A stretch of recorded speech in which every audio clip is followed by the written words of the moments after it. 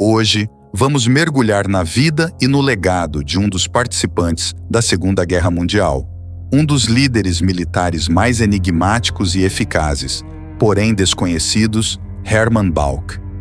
Apesar de ser um dos generais Panzer mais talentosos do exército alemão, seu nome muitas vezes escapa dos holofotes que incidem sobre figuras mais conhecidas como Erwin Rommel, Heinz Guderian e Erich von Manstein. Neste vídeo, exploraremos as estratégias e manobras de campo de batalha que renderam a Bauk um status lendário entre seus pares. Junte-se a nós enquanto mergulhamos nos principais momentos e histórias pessoais de um dos esquecidos generais Panzer da Alemanha. Bauk veio de uma distinta família militar, sendo filho de William Bauk, um importante escritor tático do exército imperial alemão antes da Primeira Guerra Mundial. Durante a guerra, William comandou uma divisão com tanta habilidade que ganhou o Pour le Mérite, a mais alta honraria militar da Alemanha. Com a tradição militar profundamente enraizada em sua família, parecia quase destinado que Bauk seguiria seus passos. A jornada militar de Bauk começou em 10 de abril de 1913, quando ele se juntou ao Batalhão de Fuzileiros Hanoveriano como cadete, e apenas um ano depois, em 12 de fevereiro de 1914, começou seus estudos no Colégio Militar de Hannover. Sua educação foi abruptamente interrompida pela eclosão da Primeira Guerra Mundial, em agosto de 1914, catapultando-o para o serviço ativo. Bauk se destacou como oficial de infantaria de montanha, servindo em várias frentes, desde os teatros ocidentais e orientais até os campos de batalha italiano e balcânico. Ele passou 3 anos comandando uma companhia de metralhadoras. Ao longo da guerra, foi ferido 7 vezes e recebeu a Cruz de Ferro de primeira classe por seu valor. Em outubro de 1918, estava prestes a receber a maior honraria da Prússia, o Pour le Mérite, mas a guerra terminou antes que a nomeação pudesse ser finalizada. No período entre as 2 guerras mundiais, Bauk estava entre o grupo de elite de 4.000 oficiais que continuaram o serviço militar no Reichswehr, as Forças Armadas da República de Weimar. Em 1922, foi transferido para o 18º Regimento de Cavalaria, onde serviria por impressionantes 12 anos. Apesar de ter sido oferecido 2 vezes um cargo de prestígio no Estado-Maior alemão, um trampolim essencial para cargos mais altos, a paixão de Bauk pelas linhas de frente o levou a recusar essas ofertas, optando por permanecer no meio da ação como oficial de linha. Como jovem comandante, destacou-se pelo seu talento excepcional em reconhecer os seus soldados como indivíduos, uma habilidade que ele orgulhosamente atribuía ao seu pai, o general William Bauk. "Eu cresci e fui educado como um soldado", ele recordaria mais tarde. "Mas também aprendi algo mais com meu pai, algo ainda mais significativo. Um profundo sentimento e compreensão pelas tropas de menor patente e pelos erros da nossa classe social." No início da Segunda Guerra Mundial, em 1939, Bauk se viu no centro da ação como oficial de Estado-Maior no Oberkommando des Heeres, ou Alto Comando do Exército, o OKH. Sua missão: reequipar e reorganizar as crescentes forças Panzer dentro da Inspetoria de Tropas Motorizadas. Em outubro, ele assumiu o comando de um regimento mecanizado dentro da formidável 1ª Divisão Panzer.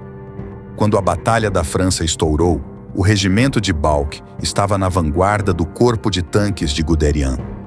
Eles ousadamente lideraram o ataque, cruzando o rio Meuse e garantindo uma cabeça de ponte crítica na margem oposta. Após sua unidade ter cruzado o rio Meuse, ele planejou o avanço crucial em Sedan. Esta manobra permitiu que os Panzers de Guderian cercassem a força expedicionária britânica em Dunkerque. Apesar deste triunfo, Bauk examinou as falhas táticas alemãs e imaginou uma estratégia inovadora para a colaboração entre infantaria e tanques dentro de Kampfgruppen, ou grupos de batalha. Este pensamento redefiniu a forma como as divisões Panzer se engajavam em combate, inaugurando uma nova era de táticas militares. Durante a Batalha da Grécia, Balck demonstrou seus talentos comandando o 3º Regimento Panzer, onde colocou suas ideias de grupos de batalha em prática enquanto liderava da frente. Mesmo em meio ao desafiador terreno montanhoso, os Panzers do Kampfgruppen Balck garantiram uma vitória notável sobre as tropas aliadas em Platamon Ridge, na costa do Mar Egeu, abrindo assim o caminho para Atenas. Em 1942, Balck assumiu o comando da 11ª Divisão Panzer na Frente Oriental, liderando suas operações na Ucrânia e no sul da Rússia. Sob sua liderança dinâmica, a divisão obteve vitórias notáveis, dizimando um corpo de tanques soviético e grande parte do 5º Exército de Tanques soviético durante as ferozes batalhas ao longo do Rio Shir.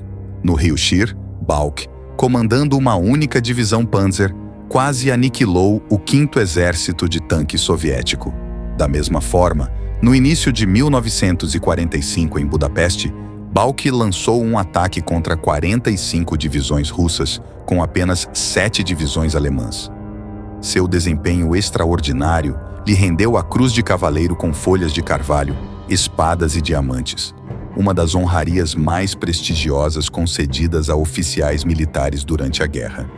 Ele foi um dos 27 oficiais do exército alemão a receber esta medalha. Em setembro de 1943, Balck assumiu o comando do 14º Corpo Panzer na Itália, enfrentando o desembarque aliado em Salerno. Sua jornada logo o levou de volta à Frente Oriental, onde comandou o 48º Corpo Panzer numa ousada, embora mal-sucedida, missão de recuperar Kiev. Em agosto de 1944, Balck esteve brevemente no comando do 4º Exército Panzer, antes de ser nomeado para liderar o Grupo de Exércitos G na França um mês depois. Durante este período tumultuado, ele habilmente atrasou o avanço do 3º Exército Americano do General George Patton em Lorraine. No final de dezembro de 1944, Balck foi destituído do comando do Grupo de Exércitos G após entrar na mira de Heinrich Himmler. Heinz Guderian, que na época era o chefe do Estado-Maior do Exército Alemão, garantiu que Balck não ficasse muito tempo afastado. Quase ao mesmo tempo que Balck foi dispensado, ele foi transferido como comandante do 6º Exército na Frente Oriental. Após completar sua missão em setembro de 1943, Balck recebeu 1.500 Reichsmarks em moeda estrangeira para férias com sua esposa na Eslováquia. No entanto, ele acabou gastando todo o valor em uma noite no outono de 1944, quando a 11ª Divisão Panzer estava novamente sob seu comando como parte do Grupo de Exércitos G, e lançou uma grande festa para todos os membros veteranos da divisão, que serviram sob seu comando na Rússia. A unidade de Balck rendeu-se ao 20º Corpo dos Estados Unidos na Áustria em 8 de maio de 1945. Depois disso, Balck tornou-se prisioneiro de guerra e permaneceu em cativeiro até 1947. O passado de Balck o alcançou em 1948, quando foi preso pelo assassinato do comandante de artilharia, tenente-coronel Johann Schotke. O trágico incidente ocorreu em 28 de novembro de 1944, perto de Saarbrücken, quando a unidade de Schotke falhou em fornecer apoio crucial de artilharia devido à sua embriaguez em serviço. Agindo decisivamente, Balck ignorou o tribunal militar habitual e ordenou a execução de Schotke por pelotão de fuzilamento. Condenado por homicídio culposo, Balck foi sentenciado a 3 anos de prisão, cumprindo 18 meses.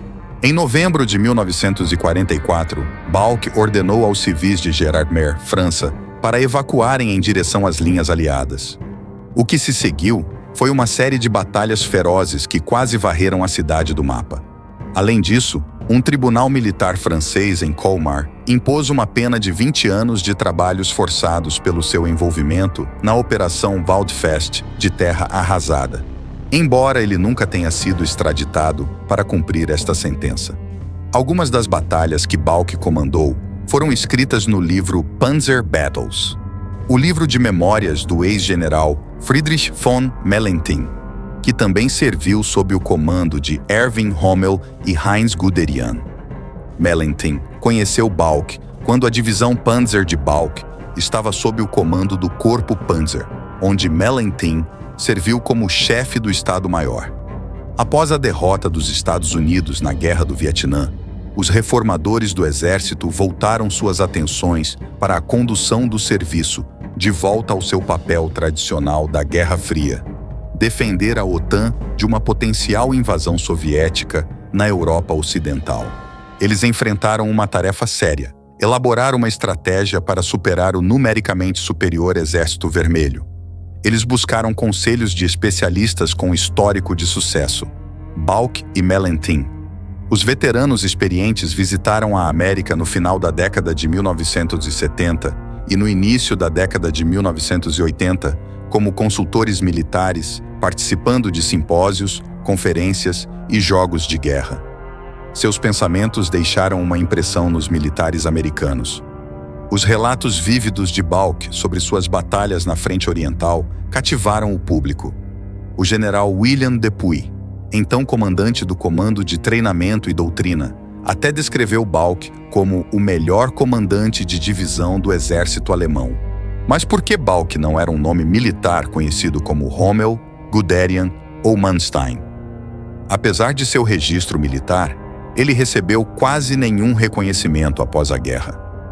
Balck permaneceu em silêncio enquanto outros generais da Wehrmacht escreveram suas memórias, como Panzerleader, de Heinz Guderian, e Vitórias Perdidas, de Erich von Manstein, ambas as quais se tornaram best-sellers e consolidaram suas reputações. Os poucos historiadores que abordaram Balck o descreveram como um nazista fervoroso. Balck também foi um dos poucos comandantes que recusou um convite para participar do estudo da Guerra da Divisão Histórica do Exército dos Estados Unidos, optando, em vez disso, por trabalhar como trabalhador de depósito após sua libertação para sustentar sua família. A obscuridade de Balck também resultou em parte do fato de que ele passou a maior parte da guerra na Frente Oriental, fazendo seu nome em batalhas desconhecidas para as pessoas no Ocidente. Balck manteve meticulosamente diários de suas experiências durante as duas guerras mundiais, de 1914 a 1945, que eventualmente floresceram em suas tão esperadas memórias Ordem no Caos Memórias, lançado em 1981. Ao contrário de Guderian, Manstein e Mellenthin, Balck assumiu a responsabilidade pelos erros. Perdemos Stalingrado, a África e a campanha do Cáucaso, porque essas campanhas foram conduzidas além das linhas de abastecimento seguras. E quando esse erro se tornou aparente, não abortamos a tempo. Esperamos que você tenha gostado do nosso vídeo. Você acha que Hermann Balck foi um dos maiores generais alemães dos quais ninguém nunca ouviu falar? Deixe seus pensamentos nos comentários e certifique-se de marchar até o botão de inscrição e se juntar ao nosso batalhão de história. Não se esqueça de curtir e apertar o sino de notificação para ficar atualizado sobre mais conteúdo da Segunda Guerra Mundial. Um grande abraço e até a próxima!